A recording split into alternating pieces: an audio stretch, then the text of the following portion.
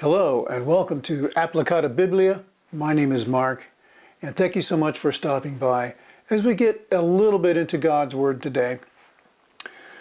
We're going to continue in a series that I call The Characters of the Bible, or a walk through the Bible, where we essentially dilute a little bit of the Word and just hit on some main characters in the Bible to just kind of show how God is dealing with mankind.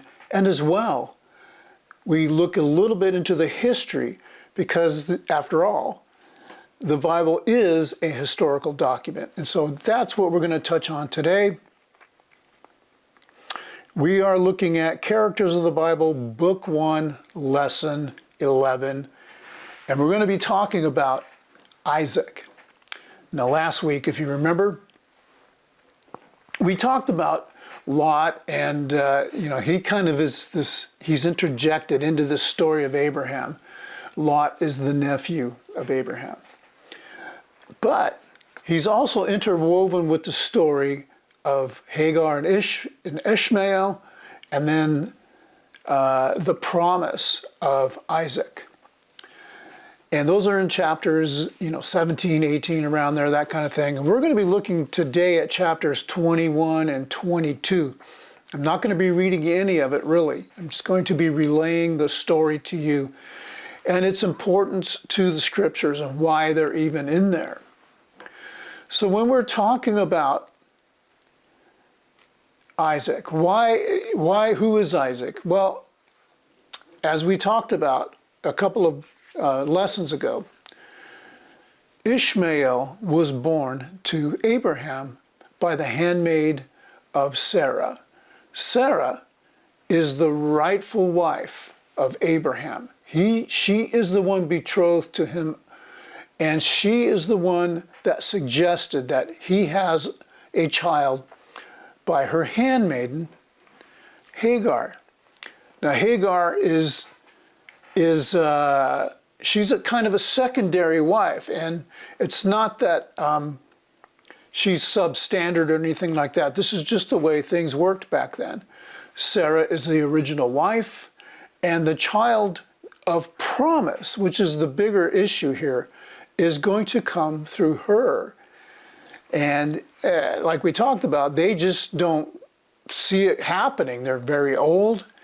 And Sarah is just like, I don't know how this is going to happen. How is my name going to be, how's my name going to move forward if I don't have any children? Go have a child with this woman over here. So we saw also, and when we talked about the story of Lot, that these people come and they talk to Abraham and Sarah and say, this time next year you will have a son. And she laughs, and he says, why do you laugh? And she says, I didn't laugh. And he says, yeah, you did.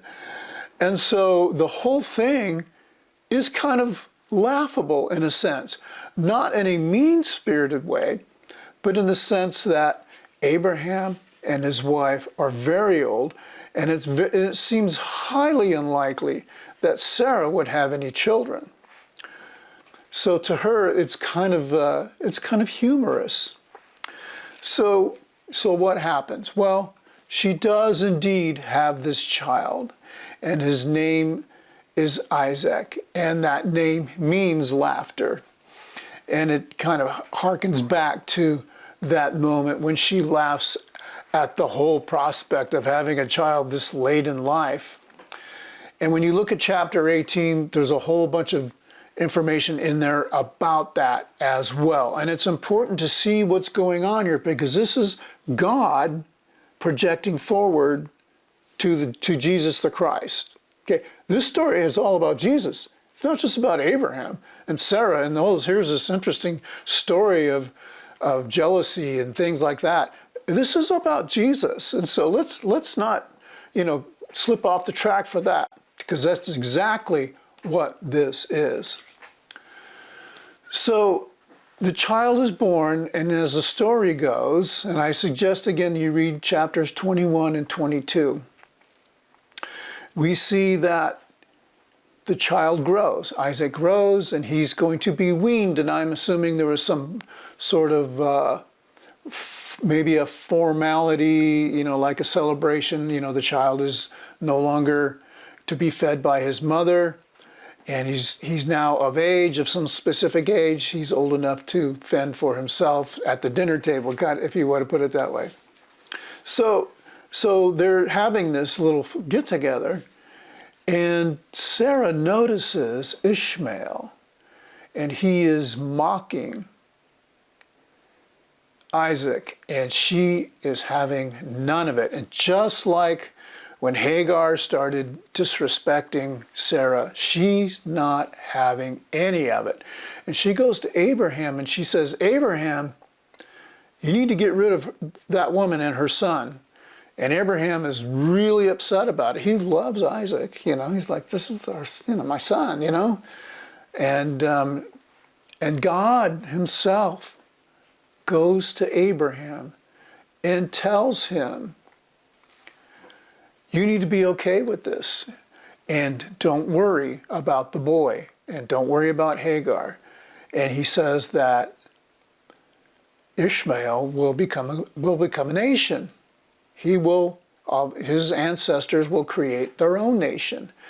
And like I said 2 weeks ago, common belief is that is the nation of the Arabs.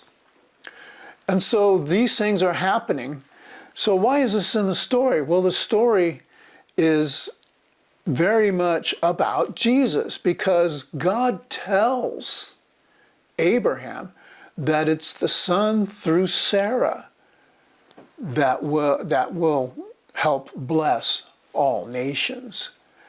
And so we see that there's this story about Jesus here very early on in the scripture, some 2,000 years before he's ever around, talking about the child. He's not called the child of promise, but he is the child of promise, because through him all nations will be blessed, right? Through Isaac's lineage.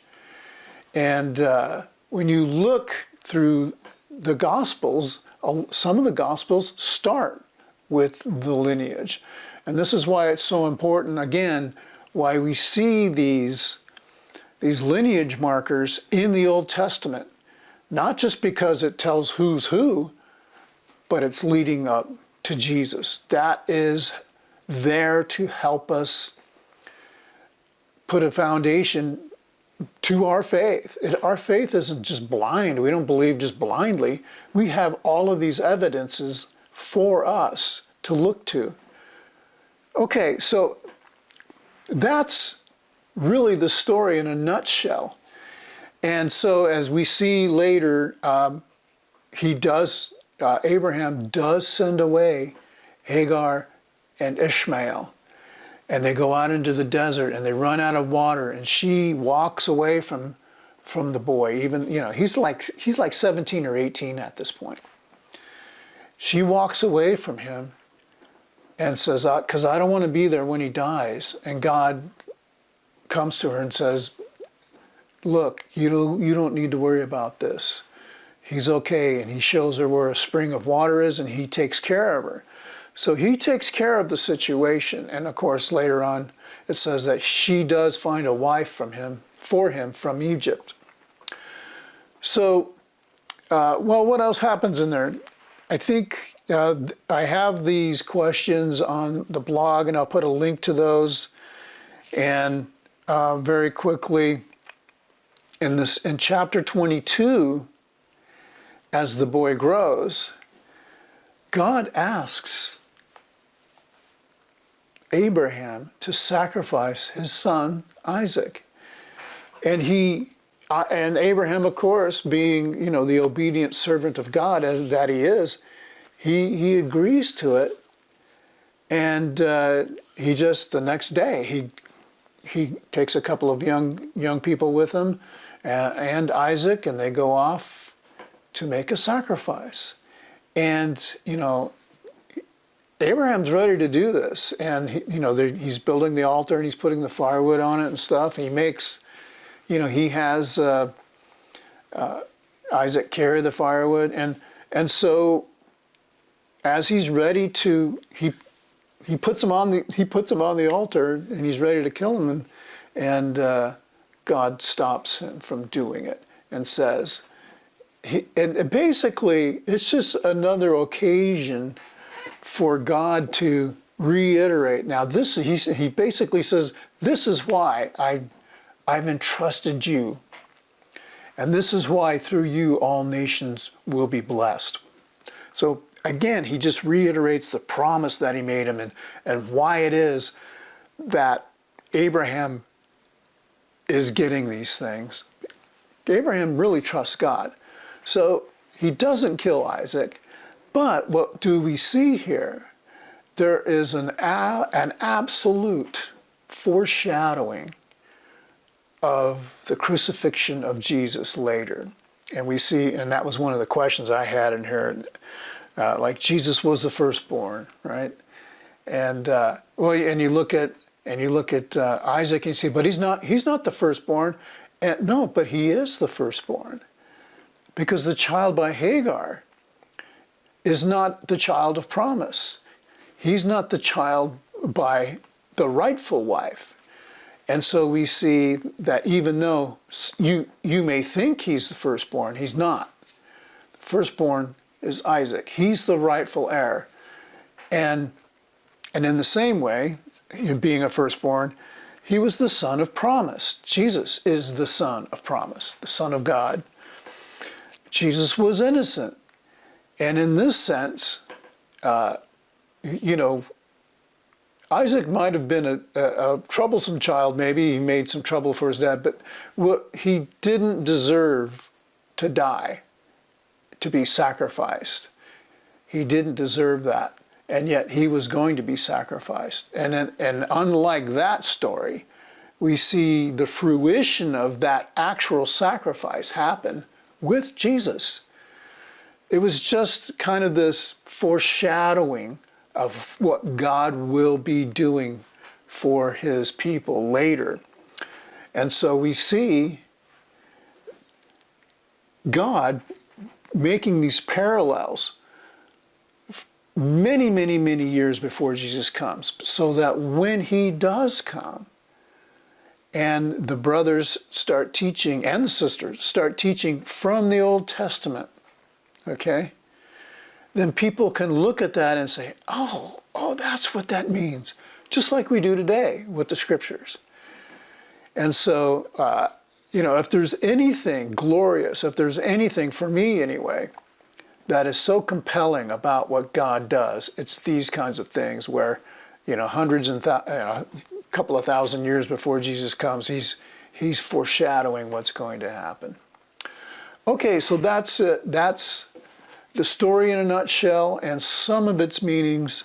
And the only reason I had this class set up was so that you can go away from your study and have a better understanding of the historical part of the scriptures and have a good understanding of how the Bible is structured. So starting with Abraham, now we're going to be focusing more on his ancestry and the nation that comes from him, and Isaac was a part of it. Thank you very much for coming. I don't know who's next after this. I'll have to look. It might be Jacob. I don't know. We'll see. But thanks again for stopping by, and I'll see you in the next one.